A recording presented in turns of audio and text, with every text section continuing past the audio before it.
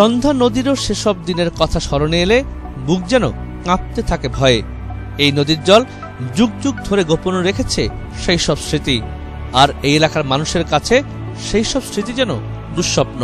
মুক্তিযুদ্ধের সময় স্বরূপকাঠের শর্ষিনার পীর মাওলানা আবু জাফর সালেহ এবং তার বাহিনীর নির্মমতার স্মৃতি তাই স্মরণ করতে চান না এসব এলাকার মানুষ।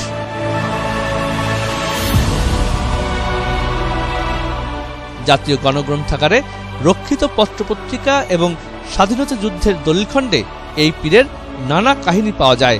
৭১-এর ৬ মে পাকিস্তানি হানাদার বাহিনী আসে স্বরূপকাঠিতে। তারা শর্ষিনার পুল থেকে শাহপাড়া পর্যন্ত লুটপাট চালায়। এই পীর পাকিস্তানি হানাদারদের কর্মকাণ্ডকে জায়েজ করতে সচেষ্ট ছিলেন। তিনি ফতোয়া দিয়েছিলেন হিন্দু নারীরা গনিমাতের মাল অর্থাৎ যুদ্ধ করে জয় করা পণ্য। ১৯৭২ সালের ৫ই জানুয়ারি দৈনিক পূর্বদেশ পত্রিকায় গণহত্যার ঘৃণ্য নায়ক শর্ষিনার পীর গ্রেফতার শীর্ষক প্রতিবেদনের উল্লেখ করে ৭১-এর ঘাতক দালালেরাকে কোথায় গ্রন্থে বলা হয়, শর্ষিনা মাদ্রাসার ৫ শতাধিক তালেবে এলেম প্রায় ৩০টি গ্রামে হামলা চালায়, বাড়িঘর ও বাজার লুটপাট করে কয়েক কোটি টাকার স্বর্ণ, খাবার, আসবাব ও নগদ টাকা পীর সাহেবের কাছে তুলে দেয়। বলা আছে কিভাবে পীরের নির্দেশে ইন্দেরহাট বাজার জ্বালিয়ে দেয়া হয়, লুটপাট করা হয়। তার সহায়তায় আটঘর কুরিয়ানা সহ আশেপাশের গ্রামগুলোতে হামলা করে পাকিস্তানি হানাদার ও পীরের মাদ্রাসার ছাত্ররা।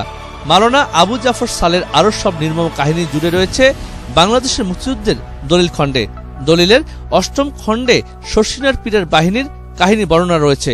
বরিশালের মুক্তিযুদ্ধের প্রত্যক্ষদর্শী এবং মুক্তিযোদ্ধারাও ভয়াবহ বর্ণনা দিয়েছেন এই পীরের নানান কর্মকাণ্ডের।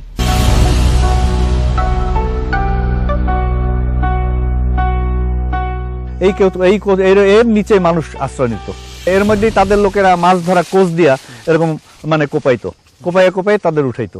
তাকে কিন্তু আমরা কেউ ক্ষমা করিনি মনের দিক থেকে, এবং তার কোনো বিচার হয়নি।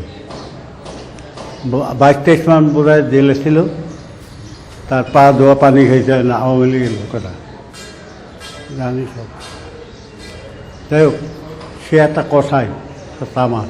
শর্ষিনার পীর পাকিস্তানিদের কাছে এতটাই বিশ্বস্ত ছিলেন, মুক্তিযোদ্ধাদের হামলায় পিছু হটা পাকিস্তানিরা স্থানীয় থানাকে নিরাপদ রাখতে সরিয়ে নেয় পীরের আস্তানায়। পীরের বাড়িতেই ছিল জল্লাদখানা।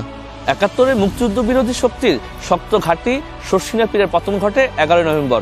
তিনি ৫ শতাধিক সহকর্মী সহ আত্মসমর্পণে বাধ্য হন, তবে বেশ কিছুদিন জেল খাটার পর বের হয়ে আসেন।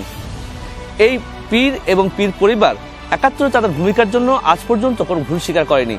এ বিষয়ে এই পীর পরিবারের মন্তব্য জানতে যোগাযোগ করা হলে তারা কোনো কিছু বলতে অস্বীকৃতি জানান। শওকত মিল্টন, এটিএন বাংলা, শহীদ বুদ্ধিজীবী স্মৃতিসৌধ, ঢাকা।